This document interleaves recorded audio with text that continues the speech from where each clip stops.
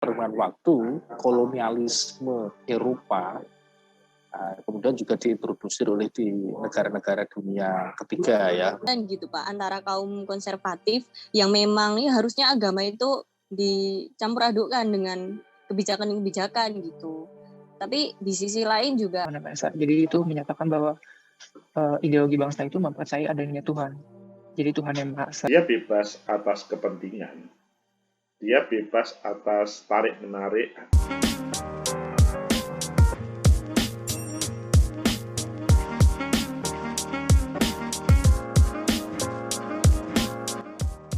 Intinya teman-teman, pada pertemuan agama dan sekularisasi ini teman-teman perlu membedakan antara agama, maksudnya sekularisasi, modernisasi, dan barat. Jadi tidak semua modern itu adalah identik dengan barat.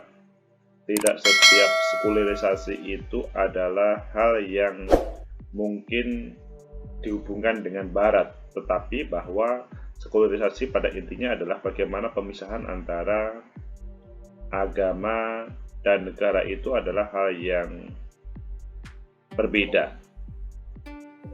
Pak Mudzakhir boleh menambah, silakan Pak Mudzakhir. Terima kasih Pak Agus tentang sekularisasi. Tadi sudah dijelaskan secara etimologi dan juga terminologi tentang sekularisasi. Menarik juga kalau tadi tidak bisa lepas dari sejarahnya di Eropa yang kemudian karena seiring dengan perkembangan waktu kolonialisme Eropa kemudian juga diintrodusir oleh di negara-negara dunia ketiga ya, atau negara yang pernah dikolonisasi oleh negara-negara, meskipun dalam kenyataannya juga tetap aja kemudian ada yang mencoba untuk mencari titik temu antara sekularisasi dan negara sekularisasi, negara sekuler atau tetapi tadi menarik. Jadi kalau dalam sosiologi ada namanya sekularisasi objektif, sekularisasi subjektif. Kalau sekularisasi objektif berarti adanya proses norma, jadi pengaturan institusi, pengaturan dalam kehidupan masyarakat yang tidak didasarkan pada pengaturan kehidupan manusia dalam ruang publik yang tidak mendasarkan diri pada nilai norma agama, tetapi didasarkan pada nilai norma nilai norma yang bersifat berdasarkan kepada norma-norma kontemporer. Dalam hal ini ada norma-norma yang diambilkan dari produksi ilmu pengetahuan.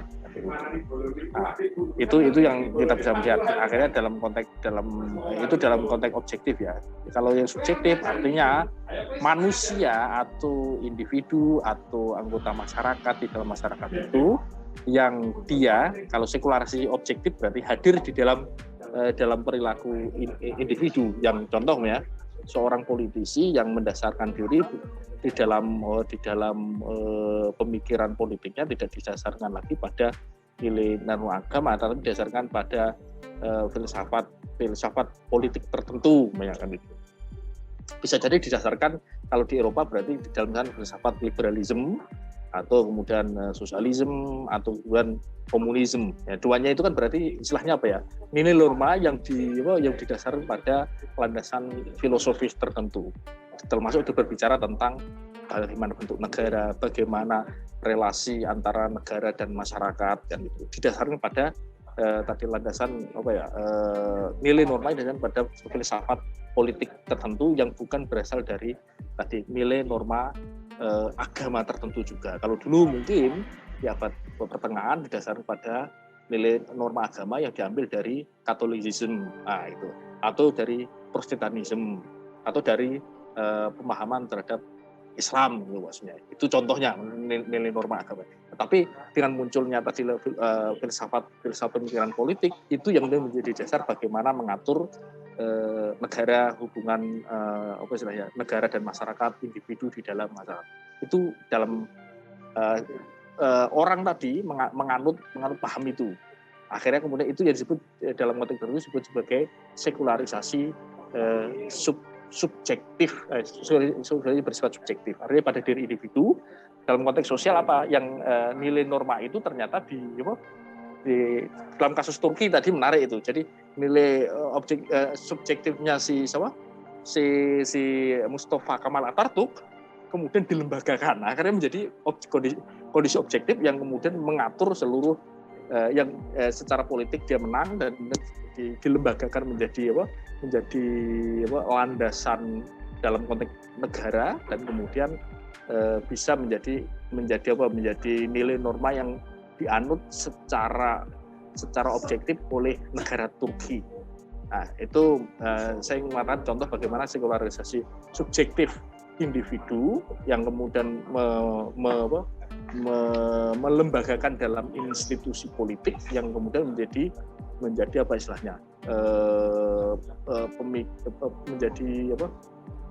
menjadi nilai norma yang dipaksakan melalui negara yang kemudian menjadi kondisi objektif yang memaksa individu di suatu negara menjadi mau tidak mau harus mengikuti cara pandang yang tadi yang sekuler yang dalam prosesnya disebut sebagai proses sekularisasi. Ya, paling salah seperti yang dikatakan oleh Pak Gus tadi, memang contoh yang paling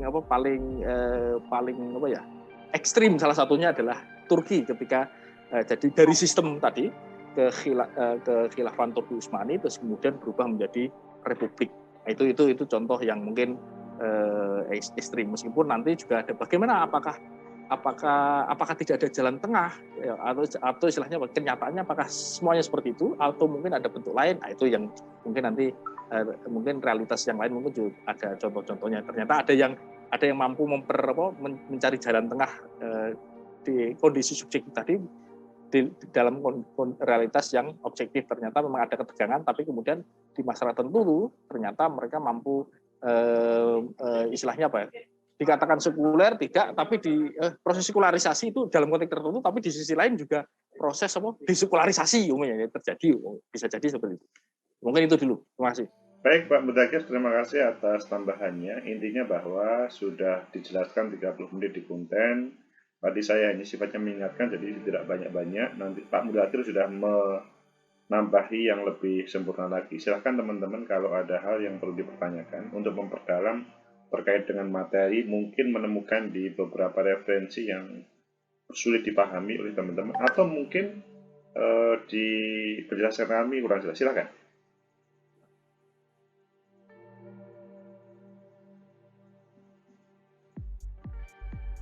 Oh, kalau tidak ada yang bertanya ini teman-teman sudah paham semuanya, kan begitu. Kalau paham semuanya maka kita sifatnya dialog. Kalau sifatnya dialog maka ya saya sama Pak Mudzakkir akan memanggil teman-teman siapa yang kemudian bersedia untuk dialog. Kalau tidak bertanya berarti ditanya. Nah, betul. Kalau Rolita pernah nggak terbersit kalimat sekuler sebagaimana penjelasan yang ada di kami tadi? Sekularisasi. Terbesit gimana Pak maksudnya? Maksudnya begini, bahwa kehidupan agama yang mungkin sebagian orang itu memahami harus menjadi satu bagian dengan negara, tapi mungkin Rolita mempunyai pandangan yang lain. Sehingga ketika hari ini sosiologi agama berbicara agama dan sekularisasi, sebetulnya kalau menurut Rolita itu sebaiknya bagaimana sih posisi agama dengan hubungannya dengan negara. Taruhlah ketika tadi mendengar kalimat Turki seperti itu, kemudian berbagai, kalau kita masih ingat ya pada waktu Perang Salib I, Perang Salib II, itu kan identik dengan kerajaan atau negara pada waktu itu kan, identik dengan agama tertentu, tetapi pada perkembangannya tidak. Bagaimana Rolita yang dipahami, yang menurut pemahaman Rolita? Kalau menurut saya berarti politik itu sangat berpengaruh ke kebijakan agama sih Pak, menurut saya. Dan agama pun juga berpengaruh di bidang politik gitu Pak. Dan kan misal pemimpin itu kan dipilih berdasarkan agamanya itu kan juga ada ya Pak, entah itu komunitas atau kelompok atau organisasi, itu juga berpengaruh gitu Pak. Oh ternyata dia dipilih untuk memimpin karena agamanya gitu. Terus ada juga contohnya konstitusi di AS itu kan memang konsepnya itu kayak menghargai kebebasan beragama setiap warga di sana kan Kak. Apalagi di sana itu kompleksitas warganya tuh banyak dan kepercayaannya juga banyak gitu. Tapi di sisi lain negara itu juga harus memisahkan antara agama dengan politik gitu. Kan modelnya kan setiap konstitusi Amerika Serikat itu kan modelnya juga sekularisasi ya Pak. Jadinya mungkin itu yang jadi dilema di masyarakat. Maksudnya dalam bahasa lain dirimu tidak setuju terkait dengan model yang terjadi di Amerika begitu? Kalau pendapat pribadi saya belum bisa mengutarakan Pak. Nanti diutarakan di akhir ya aja gitu. Harus utarakan. Soalnya gini Pak, pasti ada perdebatan gitu Pak antara kaum konservatif yang memang ya harusnya agama itu dicampur adukkan dengan kebijakan-kebijakan gitu. Tapi di sisi lain juga harusnya dipisahkan semuanya gitu. Agama dianggap sebagai hal yang privasi bagi individu gitu Pak. Sebenarnya kan ya memang perdebatan gitu Pak. Kalau saya belum bisa memilih. Dirimu belum punya pilihan antara apakah termasuk kelompok A, kelompok B, karena tidak ada pilihan begitu ya. Padahal sebetulnya ya, yang paling nyaman di Indonesia tapi Pak. Padahal kalau di Indonesia, kalau terus terang, Reza, kalau di Indonesia itu gimana sih sebetulnya? Kelihatannya itu mengarah seperti apa? Kalau menurut saya di Indonesia sendiri itu agama masih sangat kuat Pak pengaruhnya, terutama di pemerintahan juga. Istilahnya kemarin aja itu kan Jokowi kan menggandeng ketua agama, tokoh agama yang ternama gitu Pak. Jadi istilahnya di sini agama masih sangat kuat. Tapi di sisi lain kalian tahu kan ada tema radikalisme sehingga kemudian agama sangat lemah. Bagaimana? Tapi untuk memisahkan agama dalam ranah pemerintahan itu menurut saya di Indonesia susah Pak. Karena sudah membudaya gitu Pak. Budaya agama di Indonesia itu sangat kuat. Terutama agama Islam, sangat besar mayoritas sekali. Kan ada sebagian umat Islam yang mengatakan ini kok negara sangat sekuler, kami itu loh mayoritas, tapi kemudian kami dituduh radikal, kami disingkirkan. Itu sebetulnya apa yang terjadi?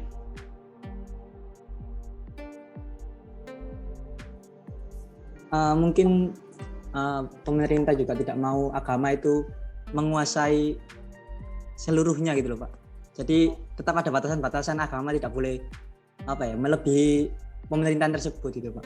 Walaupun memang agama masuk dalam pemerintahan, tapi tidak boleh sampai agama menguasai pemerintahan tersebut gitu Pak. Mungkin seperti itu. Oke Reza, terima kasih. Saya pengen pendapatnya Fahrial. Sesudah itu nanti saya sama Pak Mudakir akan merespon pendapatnya Rolita, Fahrial sama Reza.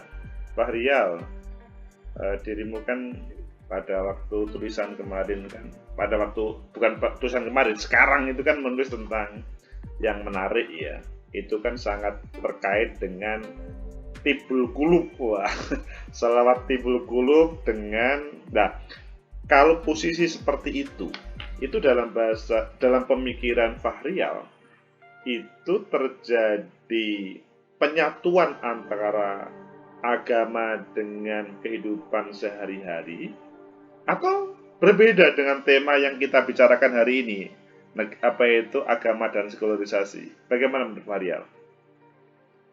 Iya, terima kasih Pak atas waktunya. Pertama-tama saya melihat Indonesia ini merupakan negara yang sangat luar biasa ya Pak ya. Bagaimana kita itu dalam konstitusi kita itu sudah Pancasila itu nomor 1, itu sudah ketuhanan yang Maha Esa. Jadi bagaimanapun caranya kita untuk hidup bernegara dan juga melakukan kehidupan sehari-hari itu juga harus berpedoman pada Pancasila itu pertama, yaitu ketuhanan yang Maha Esa. Jadi kalau di Indonesia ini sendiri, kalau memang sekuler menurut konstitusi, menurut saya ya Pak ya, mohon maaf kalau salah, itu juga tidak bisa. Dan fakta sosialnya juga mengatakan bahwasannya masyarakat Indonesia ini masih sangat-sangat berpedoman dan berpegang teguh tinggi terhadap ketuhanan yang Maha Esa tadi, atau terhadap suatu ritual keagamaan. Akan tetapi karena memang ilmu pengetahuan dan juga positivistik itu ya yang digagas oleh Agus Tommy juga akhirnya merambah ke Indonesia, sehingga mungkin di situ Indonesia ini sangat bagus banget karena mengambil jalan tengah, jalan yang moderat, yaitu di mana bahwasanya ya kita kalau kalau intinya kita ingin berproses di bidang ilmu keintelektualan, keilmuan dan terkait dengan ilmu pengetahuan, ya kita harus kayak bener-bener totalitas seperti itu, Pak. Lah ketika kita mau bener-bener akhirnya notok ya, Pak, ketika ilmu pengetahuan kita itu hanya notok terus sehingga tidak mendapatkan suatu tidak memecahkan suatu masalah, ya sehingga akhirnya kita mengarah kepada ketuhanan tadi, bahwasannya ya bahwasannya ya ini semua tuh sebenarnya ada yang berkehendak, bahwasanya seperti itu, karena memang sehingga ada suatu fungsi di dalam di mana agama ini merupakan hal yang sangat penting bagi kehidupan sosial bermasyarakat di Indonesia. Karena ya memang kalau memang misal ya Pak ya kita ini nanti kok ternyata kita sudah berusaha, ternyata kok COVID-nya belum turun-turun ya seperti itu, ternyata ikhtiar kita kurang pada Allah. Jadi kayak hal tersebut merupakan dari segi mental manusia itu bisa menjadi obat lah istilahnya untuk menyembuhkan rasa mental tersebut sehingga kita dapat melakukan aktivitas kita sehari-hari. Jadi gitu Pak.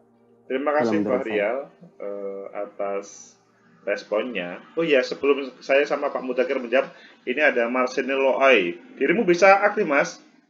Bisa nampilkan kamera? Oke. Ini kan bukan pasti sih, kemungkinan mempunyai pandangan yang lain terhadap apa yang kita bicarakan hari ini. Dirimu sebagai warga negara melihat Indonesia dibanding dengan Amerika, dibanding dengan Eropa itu bagaimana, Marcelino Loai? Dalam kehidupan tema kita hari ini ya, agama dan sekularisasi. Saya selaras dengan si Vario sih Pak. Oke. Karena dasarnya kan Pancasila, kita punya Pancasila yaitu ketuhanan Maha Esa. Jadi itu menyatakan bahwa ideologi bangsa itu mempercayai adanya Tuhan. Jadi Tuhan yang Maha Esa. Nah jadinya Pancasila sebagai ideologi dasar negara Indonesia ini kita berprinsip dan berbangsa mengenal Tuhan. Jadi jika di dalam ideologinya aja pahlawan kita atau leluhur kita itu menempatkan Tuhan sebagai ideologi, berarti kita sebagai warga negara yang seharusnya lanjutkan budayanya negara yang sudah seharusnya menolak sekularisme itu sih, kira-kira gitu dari saya.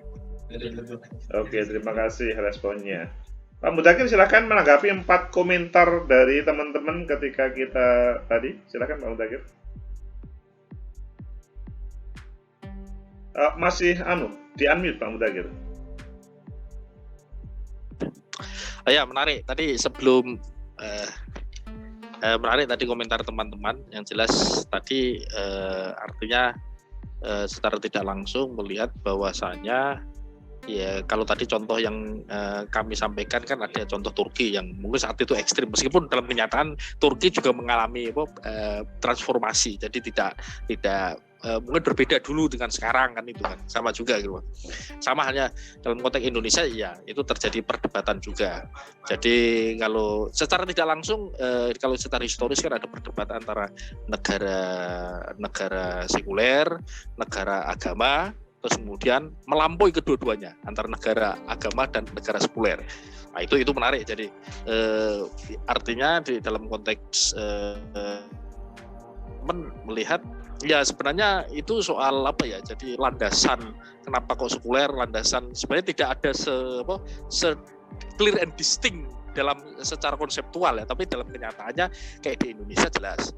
Maka kemudian adalah negara yang istilahnya kalau negara yang ya bukan negara agama, tetapi kemudian di dalam prinsip kenegaraan, institusi, kalau kita bahas sosiologi menggunakan istilah institusi politiknya itu didasarkan dari saripati nilai substantif agama. Nah, maksudnya seperti itu, keadilan, persatuan, itu kan substansi agama, mostly di semua agama ada. Jadi itu yang disebut kemudian, maka perdebatan ketika dulu ada di BPU PKI itu kan antara tawaran negara agama, negara sekuler, terus ada titik temu apa? Negara, istilahnya apa? Negara yang didasarkan pada substansi nilai-nilai agama yang ada di Indonesia. Artinya menurut saya itu dalam konteks pemikiran apa ya, berjerian, itu disebut dengan dialektik. Nah, kan gitu kan lo, antara negara agama, negara sekuler, tapi negara yang tadi melampaui kedua-duanya itu. Nah, itu dalam bahasa lain mungkin ada namanya sosiolog Amerika yang dulu sering dikutip oleh Nur Khalis Majid, seorang cendekiawan Indonesia terkenal dengan istilahnya apa ya, civil religion, agama sipil. Jadi artinya apa? Negara Indonesia itu mendasarkan pada nilai-nilai agama yang secara substantif yang kemudian didasarkan dalam rumusan apa yang disebut dengan Pancasila, yang itu sebenarnya mencerminkan pada spirit tadi agama yang ada di Nusantara atau Indonesia itu. Artinya seperti itu kalau kita melihat di Indonesia seperti yang dikatakan oleh teman-teman tadi ya, gitu. Jadi yang kalau tadi dikatakan mana agama ini, ya sebenarnya ya memang itu susah, memang tidak bisa dipisahkan secara secara clear and distinct ya, karena dalam bernegara, dalam kalau kasus Indonesia ternyata juga istilahnya kita bisa melihat ada departemen agama yang kemudian diakomodir menjadi bagian dari institusi formal negara. Nah, itu contoh yang kemudian diterjemahkan, artinya dalam konteks Indonesia itu dialektika, kalau bahasa dialektika antara negara agama, negara sekuler, dan kemudian adalah negara yang dibimbing atau institusinya berasal dari spirit tadi, nilai-nilai yang nilai agama. Itu maksud saya itu yang disebut dengan objektivasi nilai agama menjadi institusi sosial dalam konteks ini. Itu normatifnya seperti itu. Saya dari sekilas teman-teman sebenarnya substansinya seperti itu. Mungkin itu dulu Pak Bagus. Terima kasih. Terima kasih Pak Mudzakkir atas respon untuk 4 teman-teman tadi. Saya juga akan menindaklanjuti ya, menambahkan. Pertama terkait dengan si Rolita. Rolita sebetulnya akan lebih baik ketika menjadi seorang generasi muda. Maksudnya otak paling brilian orang itu adalah ketika masih kuliah seperti ini. Dia bebas atas kepentingan, dia bebas atas tarik-menarik sesuatu, sehingga ketika dia mempunyai sikap terhadap sesuatu, itu akan lebih baik. Jadi ketika Rolita belum bisa bersikap, ya memang pada ruangan ini memang kita ruangan studi ya. Kita dalam ruangan ini adalah ruangan kita belajar terkait dengan sosiologi agama. Tetapi bahwa di satu sisi kita sebagai warga negara itu harus mempunyai sikap terhadap misalkan relasi antara agama dan negara. Salah satu temanya adalah terkait dengan sekularisasi yang menjadi sorotan publik. Maksudnya, pemahaman satu kelompok dengan kelompok lain di Indonesia saja itu berbeda terkait dengan tema bagaimana seseorang seharusnya berhubungan dengan negara. Maksudnya seseorang yang mempunyai agama dengan negara. Sekali lagi, ketika bersikap itu akan lebih bagus. Itu akan menjadi lanjutan teman-teman nanti pasca atau sesudah selesai kuliahnya. Jangan sampai misalkan pada suasana kuliah kelihatannya adalah orang yang netral, tidak ada masalah dengan yang lain. Sesudah selesai S1 misalkan, dia memposisikan seakan-akan teman-teman yang ada di ruangan ini menjadi musuh pada waktu mungkin nantinya. Apakah karena efek dari politik atau efek dari misalkan keluarga atau efek yang lain. Sehingga tema agama dan sekularisasi itu menjadi, memang pada kesempatan ini sekali lagi menjadi salah satu pertemuan mata kuliah sosiologi agama ke 6 ini. Hanya teman-teman perlu sekali lagi merefleksikan terhadap diri masing-masing, sehingga harus bersikap terkait dengan hal itu semuanya. Kemudian selanjutnya, bahwa ada pemahaman yang salah kaprah terkait dengan tema agama dan sekularisasi tersebut. Pada kesempatan ini teman-teman sudah mengklarifikasi, ya begitu juga Pak Mudakir. Dan pada kesempatan ini, ketika ada kehidupan tadi, memang agak belum direspon sih ketika saya bertanya kepada Fahrial tadi. Suasana orang Indonesia itu kan suasana yang relatif hampir totalitas kehidupannya adalah direfleksikan dari kehidupan agama. Jadi kita mau apapun, sepertinya keberadaan agama itu sangat besar. Tidak hanya agama Islam saja, agama Kristen, Protestan, kemudian Hindu, Buddha, itu sangat kental. Sehingga ketika hal itu terjadi, maka kadang-kadang teman-teman itu tidak bisa membedakan. Memang di satu sisi, ajaran agama itu ada sebuah aturan larangan dan perintah untuk agamanya. Tetapi di agama yang lain itu kemungkinan berbeda. Taruhlah misalkan begini. Yang lagi tren pada beberapa waktu yang lalu, itu kan ada misalkan yang membuang jauh atau menenang jauh terkait dengan sesuatu yang menurut bahasa orang-orang Hindu itu adalah ibadah. Tetapi di umat Muslim itu adalah hal yang sangat dilarang. Nah, di sini pada merespon satu tema yang sebetulnya di dalam dua agama itu berbeda dalam hal misalkan memberikan labeling dan selanjutnya memberikan substansi terhadap hal itu, maka kita tarik wilayah kepada posisi kita personal masing-masing dalam kehidupan tersebut. Sebetulnya bagaimana sih kalau saya maksudnya itu kalau itu adalah ajaran saya kemudian digitukan juga oleh orang lain. Bagaimana sebetulnya posisi kita terkait dengan kehidupan sehari-hari yang sebetulnya terrefleksikan dari kehidupan agama. Maka disitulah yang perlu dipahami secara bersama bahwa posisi kehidupan agama itu ya di satu sisi itu adalah kehidupan personal, tetapi di sisi yang lain itu adalah akan diwujudkan dalam kehidupan sosial. Jadi kan kalau dalam bahasanya, misalkan ya kalau di dalam Islam itu ada sholat, kalau di dalam Kristen itu ada yang namanya setiap hari Minggu itu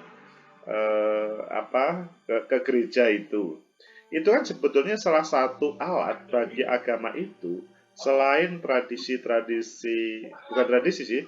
ajaran ritual atau kewajiban terhadap seorang penganut agama, tapi di situ juga memunculkan bagaimana kehidupan sosial antara satu dengan lainnya. Kemudian saling bisa menyapa, saling bisa menghadirkan kehidupan secara kolektif, secara bersama. Meskipun ketika bertemu dengan agama yang lain, kadang-kadang itu menjadi trouble. Maksudnya niatnya sama-sama baik, niatnya misalkan satunya niatnya beribadah, tapi kemudian menjadi trouble. Nah, di situ sehingga ketika kita berbicara tentang agama dan sekularisasi menjadi penting supaya kehidupan sosial, kehidupan bernegara itu tidak mudah dicampur aduk. Jadi tidak mudah dengan atas nama agama. Ini saya menjalankan ini atas nama agama dan kemudian seakan-akan menjadi support untuk melegalisasi bahwa apa yang dilaksanakan itu berdasarkan agama untuk memusuhi agama lain. Itu menjadi masalah yang sangat besar. Meskipun pada kesempatan ini kita perlu membedakan terkait dengan tema pada waktu ada hubungannya dengan tema-tema politik. Itu saya pikir terkait dengan perbincangan kita terkait agama dan sekularisasi. Yang terjadi di negeri ini sebelum Indonesia merdeka, pada waktu dijajah oleh Belanda, itu sangat kelihatan bagaimana orang-orang, karena mayoritas Muslim ya di Indonesia, itu selanjutnya tidak menjadikan agama sebagai penyemangat kehidupannya. Dalam bahasa penjajahan itu, supaya ya mereka tetap bisa mudah untuk menjajah. Jadi dalam bahasa waktu dulu itu temanya adalah kehidupan negara itu sangat dipisahkan dengan kehidupan agama. Kehidupan agama itu ya agama itu ya sangat personal. Tetapi dalam perkembangan selanjutnya ketika Indonesia merdeka, bahkan seakan-akan antara agama dan negara itu bersatu. Tetapi menjadi masalah ketika tema politik masuk di dalamnya. Dicampur aduk, akhirnya seakan-akan tema-tema yang terjadi dalam kehidupan bernegara semua identik dengan tema-tema politik atau sebaliknya, sehingga di situ muncul terkait dengan konflik atau perbedaan cara pandang ataupun kemudian dalam bahasa kasar itu permusuhan antara satu dengan lainnya. Begitu teman-teman, apakah ada yang ditanyakan sebelum kita tutup? Oh, sudah 30 menit ya, panjang ya kita ngomong tadi. Asik berbicara tentang agama dan politik, memang itu ya maksudnya agama yang ditafsirkan oleh manusia dari ilmu politik. Kalau agamanya sih ya sebenarnya lurus-lurus saja, tapi orang menafsirkan agama yang berbeda-beda yang menimbulkan interpretasi ya itu tarik. Oke. Baik, teman-teman, Pak Mudakir, karena sudah tidak ada pertanyaan, sebelum ditutup saya pastikan ini pertemuan ke-6. Sebelum pertemuan ke-7, teman-teman memastikan pembahasan discussion dari paper itu adalah 7 halaman. Sesudah itu pada pertemuan ke-7 harus sudah selesai, dan karena pertemuan ke-7 itu nanti kita membuat yang namanya kesimpulan dan membuat referensi atau daftar pustaka. Yang selanjutnya nanti pertemuan ke-8 kita UTS. Pada pertemuan 9 kita submit bersama ke jurnal, meskipun nanti akan kita cek satu persatu sebelum submit, supaya ya kita harapannya kalau submit itu kan diterima, bukan ditolak atau hilang begitu saja. Teman-teman, terkait dengan paper apakah ada yang perlu ditanyakan?